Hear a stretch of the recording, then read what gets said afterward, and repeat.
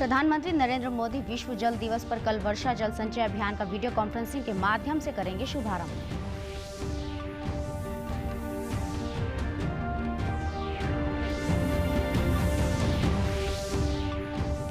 मुख्यमंत्री ने आज चंडीगढ़ में आयोजित राज्य स्तरीय कार्यक्रम में प्रदेश के 22 जिलों में 163 परियोजनाओं का वीडियो कॉन्फ्रेंसिंग से किया उद्घाटन व शिलान्यास।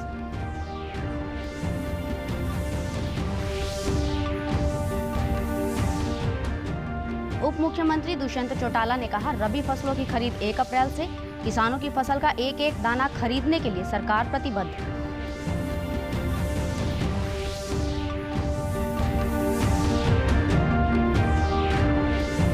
और नूह में बुजुर्गों ने करवाया कोविड-19 वैक्सीनेशन, लोगों को भी बिना किसी भय के टीका लगवाने की दी प्रेरणा। नमस्कार, मैं ममता रानी। अब समाचार विस्तार से। प्रधानमंत्री नरेंद्र मोदी विश्व जल दिवस के अवसर पर कल कैच द रेन का वीडियो कॉन्फ्रेंसिंग के माध्यम से शुभारंभ करेंगे। वर्षा जल संचय अभियान देश भर में ग्रामीण और शहरी क्षेत्रों में चलाया जाएगा और इसका नारा होगा, जहां भी गिरे और जब भी गिरे वर्षा का पानी इकट्ठा करें। यह अभियान 30 नवंबर तक मानसून से पहले और मानसून के दौरान चलाया जाएगा। प्रधानमंत्री की उपस्थिति में जल शक्ति मंत्री, मध्य प्रदेश और उत्तर प्रदेश के मुख्यमंत्री के बीच केन बेतवा संपर्क परियोजना क्रियान्वित करने संबंधी समझौता ज्ञापन पर भी हस्ताक्षर किए जाएंगे। नदियों को जोड़ने की राष्ट्रीय योजना के तहत यह पहली परियोजना होगी। मुख्यमंत्री मनोहर लाल ने आज प्रदेश को 1411 करोड़ रुपए की परियोजनाओं की सौगात दी। मुख्यमंत्री ने चंडीगढ़ में आयोजित राज्य स्तरीय एक कार्यक्रम में प्रदेश के 22 जिलों में 163 परियोजनाओं का वीडियो कॉन्फ्रेंसिंग के माध्यम से उद्घाटन व शिलान्यास किया। कार्यक्रम में उप मुख्यमंत्री दुष्यंत चौटाला, कैबिनेट मंत्रियों, केंद्रीय मंत्रियों, सांसदों और विधायकों ने अपने अपने जिलों में विभिन्न परियोजनाओं का उद्घाटन व शिलान्यास किया।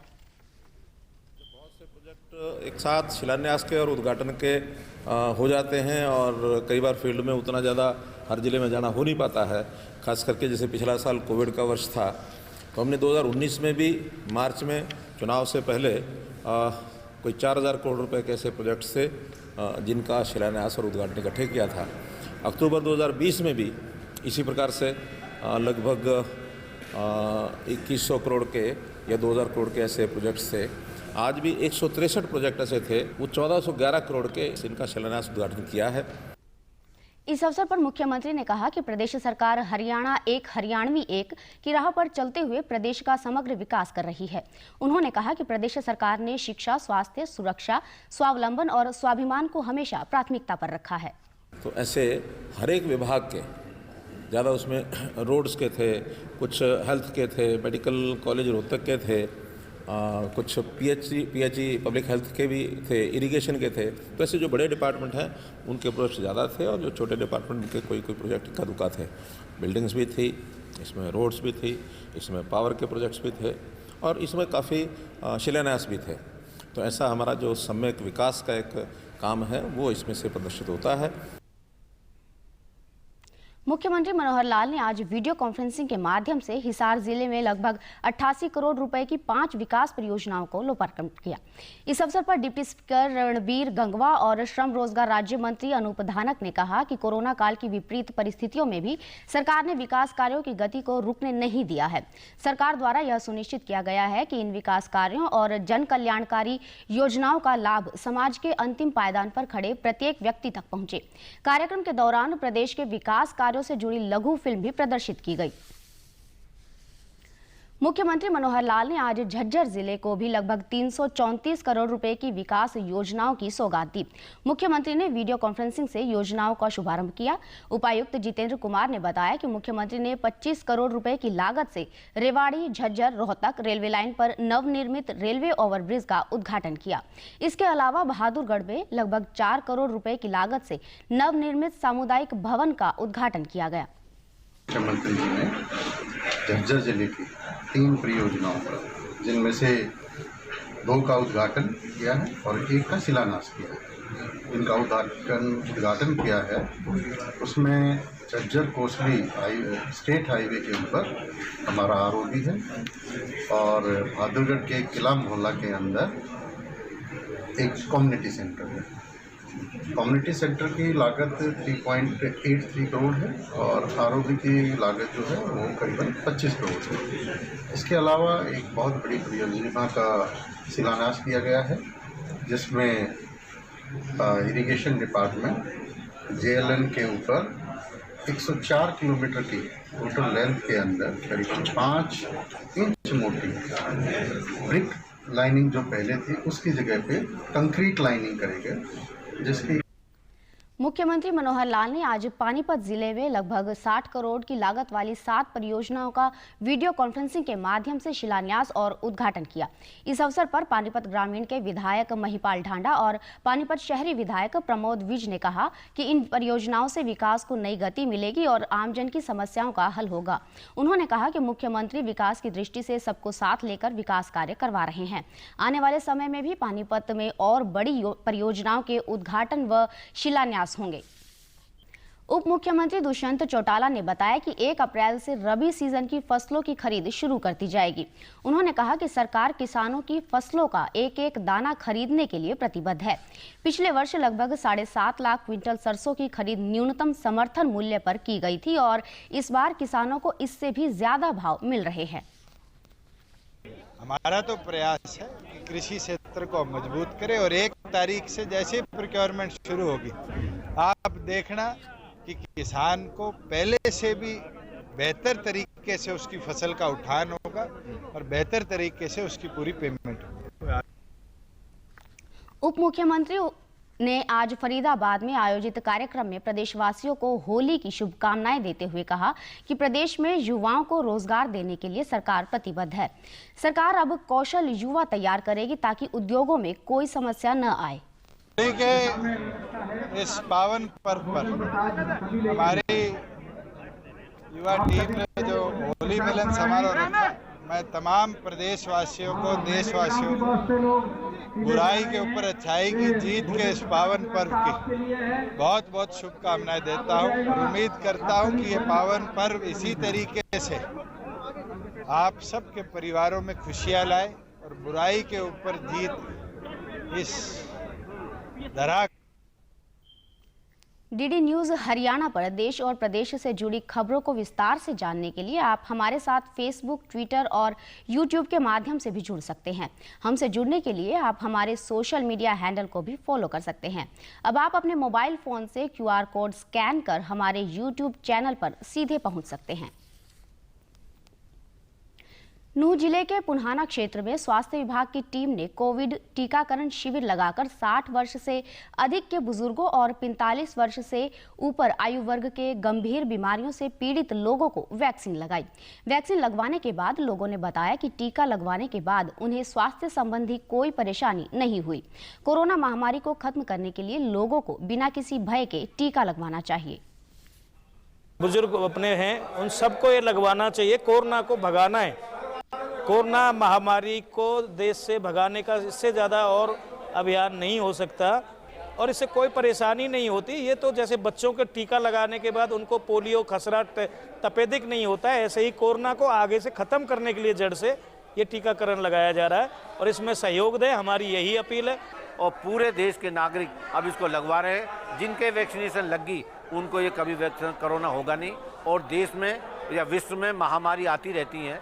मैं देश के नागरिकों से, अपने क्षेत्र के नागरिकों से हर एक से निवेदन करता हूं कि इसकी वैक्सीन के टीका को जरूर लगवाएं, क्योंकि कोरोना भगाना है देश से तो ये वैक्सीनेशन का टीका हमें लगवाना पड़ेगा। मुझे तो ठीक महसूस हो रहा है, ऐसी कोई परेशानी नहीं हुई। टीका लगवाने के बाद अच्छा फील हो रहा है। अभी ऐसी कोई दिक्कत नहीं हुई मुझे। मैं यही अपील करना चाहूँगी कि मैं चाहती हूँ कि सभी इस कोरोना के टीके को लगवाएं ताकि इस महामारी से हमें बचा जा सके।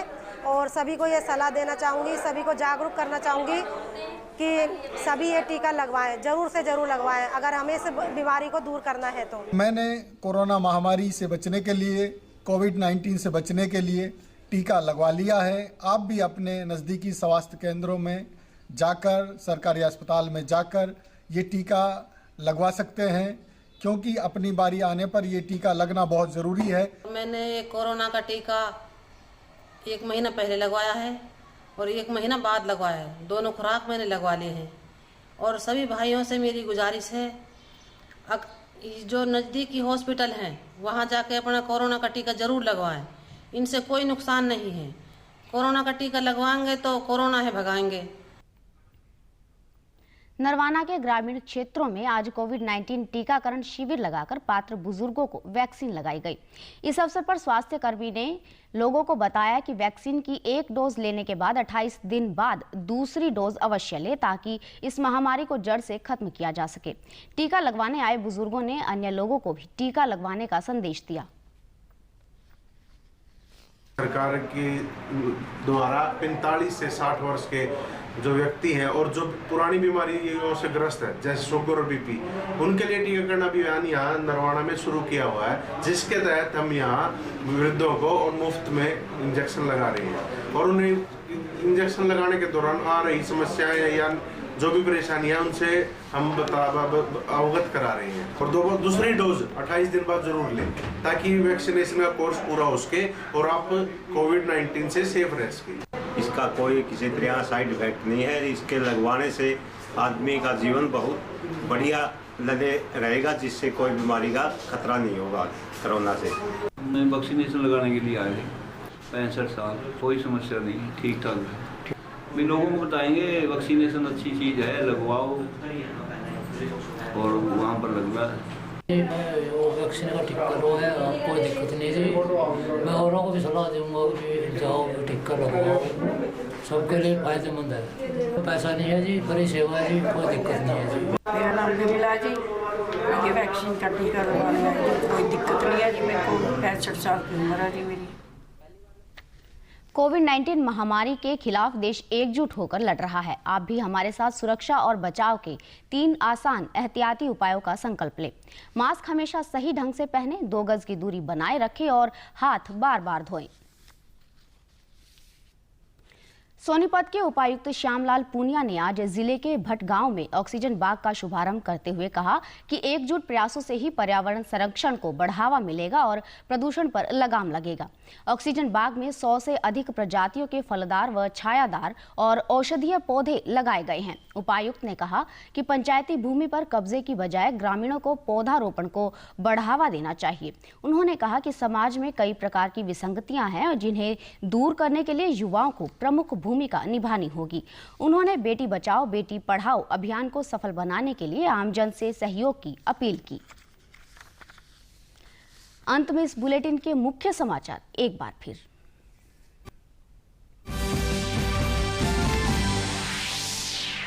प्रधानमंत्री नरेंद्र मोदी विश्व जल दिवस पर कल वर्षा जल संचय अभियान का वीडियो कॉन्फ्रेंसिंग के माध्यम से करेंगे शुभारंभ।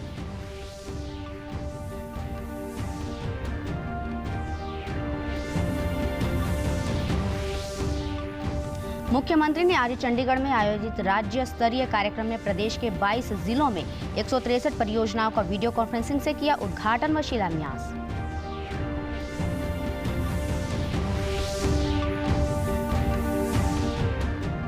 उप मुख्यमंत्री दुष्यंत चौटाला ने कहा, रबी फसलों की खरीद 1 अप्रैल से, किसानों की फसल का एक एक दाना खरीदने के लिए सरकार प्रतिबद्ध।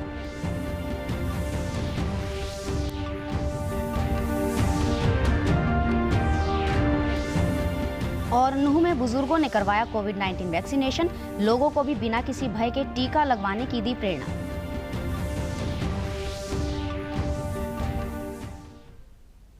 समाचारों में आज इतना ही। नमस्कार।